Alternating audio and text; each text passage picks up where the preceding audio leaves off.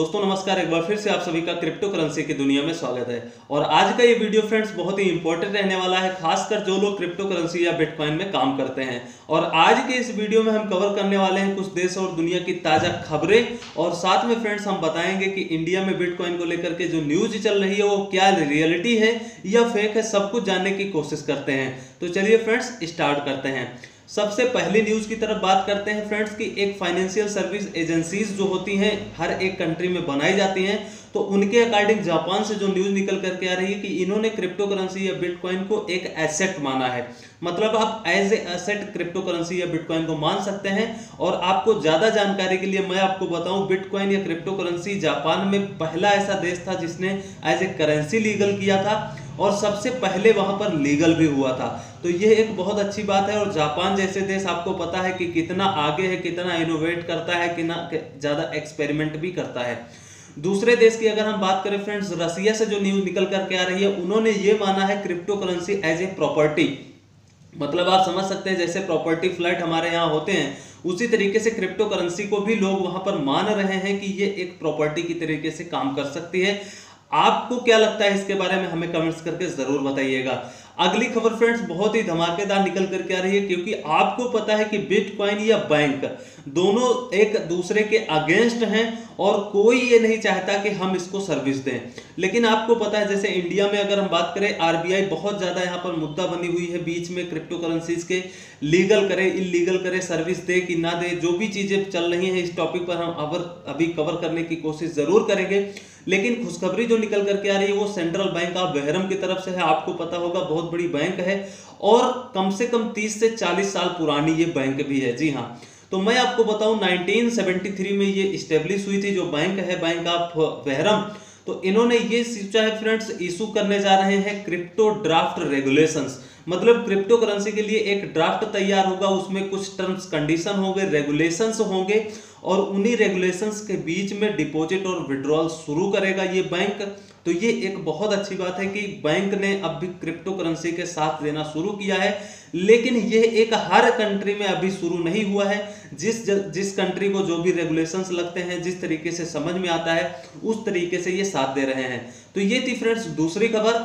तीसरी खबर आपको मैं बताऊं कि फ्रेंड्स जैसा कि आपको पता है नए नए एक्सचेंज हो, आईसीओ हो, टोकन हो, बहुत सारे आते रहते हैं हर एक कंट्री से। तो यहां पर जो यूके कंट्री का एक एक्सचेंज था, मैं आपको बताऊं क्यूबिट्स, उस एक्सचेंज में बहुत अच्छी ट्रेडिंग भी होती थी, लेकिन ना जाने क्यों क्या हुआ उनके मन में, उसने एक्सचेंज को बंद कर दिया। जी हाँ, और $33 मिलियन का उसने नुकसान कर दिया, स्कैम कर दिया। आप सोचिए कि कितना बड़ा स्कैम इसने किया। $33 मिलियन कम नहीं होते। जितने भी लोगों के यहाँ पर फंड्स हैं वो सब के सब मान के चलिए कि वो डूब गया। आगे क्या होते हैं, गवर्नमेंट इसके पीछे क्या रूल रेगुलेशंस लाती है, जो भी बैकअप लाती है, जो भी पॉलिसीज लाएगी, या कुछ भी रिसर्च इसके बारे में करके निकल करके आता है, या सभी जितने भी यूजर्स हैं जिनका नुकसान हो गया कुछ कवर होगा कि नहीं होगा। अगर कोई भी न्यूज आती है तो हम इससे रिलेटेड चीजें बताएंगे।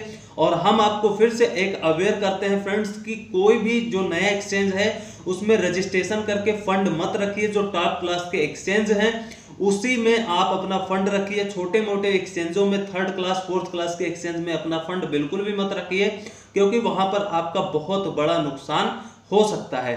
तो ये थी फ्रेंड्स कुछ इंपॉर्टेंट न्यूज आप लोगों के लिए कवर करनी थी। अब हम बात करते हैं फ्रेंड्स बहुत ही इंपॉर्टेंट मुद्दे की, जो बिटकॉइन को लेकर के न्यूज आती है। अभी CNBC पे न्यूज आई थी, आप लोगों ने स्क्रीनशॉट देखे होंगे, वीडियोस भी देखे होंगे। तो जो यहाँ पर सुभाष चंद्र गर्ग जी की जो कमेटी है, अगर मैं थोड़ा सा स्टार्टिंग पॉइंट से बात करूं, क्योंकि बहुत सारे न्यू मेंबर होंगे, उनको जानना बहुत ही जरूरी है। अगर हम इंडिया में बात करें या कोई भी कंट्री हो, उसमें PM होते हैं, CM होते हैं, प्रेसिडेंट होते हैं, सेंट्रल बैंक्स के जो गवर्नर्स होते हैं, उसके बाद सेबी होता है, और भी जो भी रेगुलेटर्स ऑफिसर्स काम करते हैं कंट्री में, उन्हीं के थ्रू पूरी कंट्री चलती है।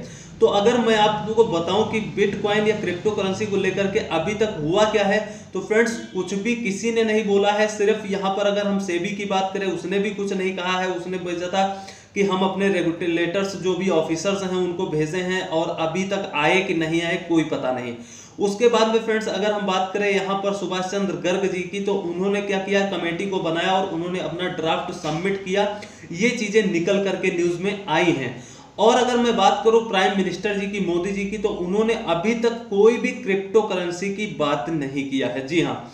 और फाइनेंस मिनिस्टर जो भी हमारे अरुण जेटली साहब हैं, उन्होंने ये कहा है कि ये एक क्रिप्टो करेंसी जो है वो लीगल टेंडर नहीं है। और मैं आपको बताऊं, लीगल टेंडर मतलब ये नहीं होता है कि ये इलीगल हो गया। जी हाँ, उन्होंने खुद ही कहा है कि आप इसको ट्रेड कर सकते हैं, पीयर टू पीयर यूज कर सकते हैं। उसके बाद में अगर हम बात करें फ्रेंड्स, बहुत ही इंपॉर्टेंट की जो सेक्रेटरी जी हैं सुभाष चंद्र गर्ग, उन्होंने जो सबमिट किया है फाइल, तो सीएनबीसी जो अपना न्यूज निकाला है फ्रेंड्स, मैं आपको बताऊं कि न्यूज यहाँ की जो इंडिया की मीडिया है उसके बारे में बहुत सारे लोग घबरा भी जाते हैं, क्योंकि उन लोग भरोसा कर लेते हैं।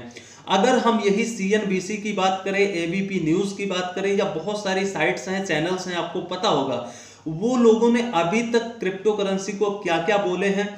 अभी कुछ दिन पहले इन्होंने, यही सीएनबीसी ही था, इन्होंने ही कहा था कि 20% 30% का टैक्स लगेगा, और यही मीडिया वाले थे कि 7 साल की जेल हो जाएगी आपको, बिटकॉइन पर रेगुलेशंस लगेगा, बिटकॉइन बैन हो जाएगा, बुलबुला है, क्रिप्टो बहुत ज्यादा नुकसान कर जाता है।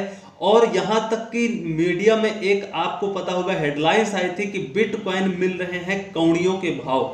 कौड़ियों के भाव कहाँ मिल रहे हैं फ्रेंड्स? कोई 2 रुपए, 10 रुपए, 20 रुपए की चीज नहीं है। जो चीज लाखों में चलती है उसको कौड़ियों में नहीं कह सकते।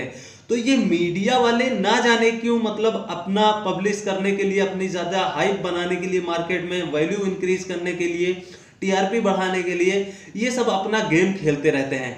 अब आप अगर खुद मैं इस वीडियो में अपने ओपिनियन शेयर करना चाहता हूं फ्रेंड, जैसा कि आप लोगों ने देखा होगा, अगर ये जो न्यूज आती है तो ये लोग क्यों कहते हैं कि ये एक सोर्स के थ्रू आई है, ये एक मार्केट में चल रही है। कोई क्लियर न्यूज क्यों नहीं आती है कि हाँ ये ऑफिशियल अनाउंसमेंट क्यों नहीं होता है।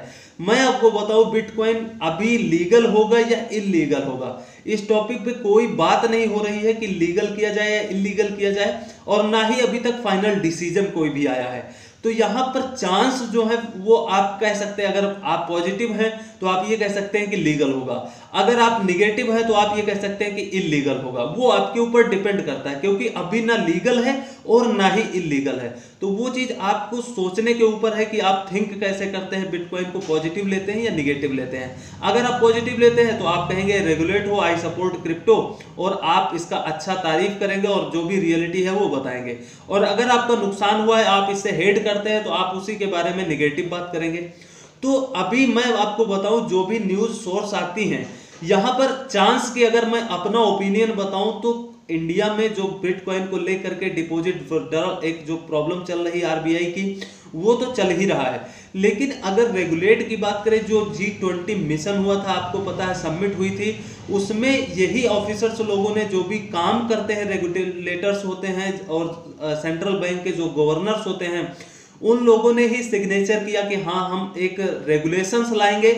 लेकिन अब रेगुलेशंस किस तरह से होंगी, कौन सा पार्ट को रेगुलेट किया जाएगा, हो सकता है जो इंडिया में बहुत सारे स्कैम प्रोजेक्ट चल रहे हैं, आईसीओ चल रहे हैं, टोकन चल रहे हैं, एमएलएम कॉन्सेप्ट चल रहे हैं, उनके ऊपर बैन लगा दिया जाए, या फिर और भी बहुत सारे पोंजी स्कीम चल रहे हैं उनको बैन किया जाए। तो बहुत सारा यहाँ पर मुद्दा उठा हुआ है।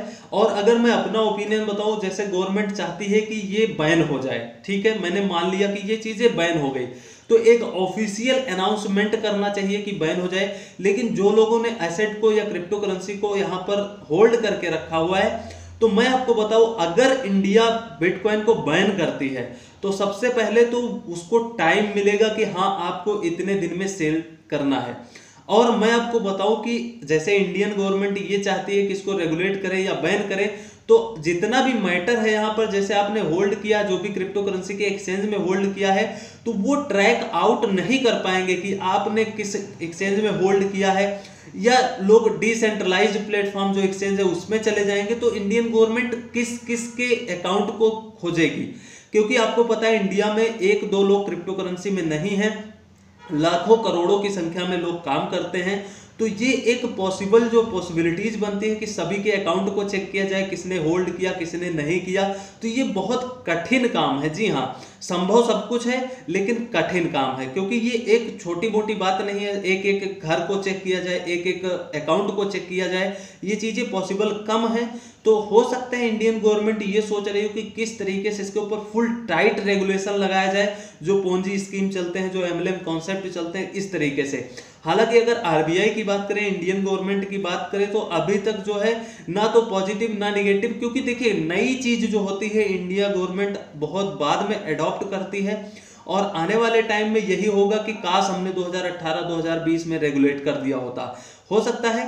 तो यही थी फ्रेंड्स कुछ हमारे विचार। अगर आप लोगों ने होल्ड किया हुआ है, क्रिप्टो करेंसी में इन्वेस्ट किया है, तो डर करके बेचने की जरूरत नहीं है। जी हाँ, टाइम मिलेगा, सब कुछ होगा, ऊपर होगा नीचे होगा, लेकिन जो टाइम मिलेगा उसी के बाद में हमें काम करना है।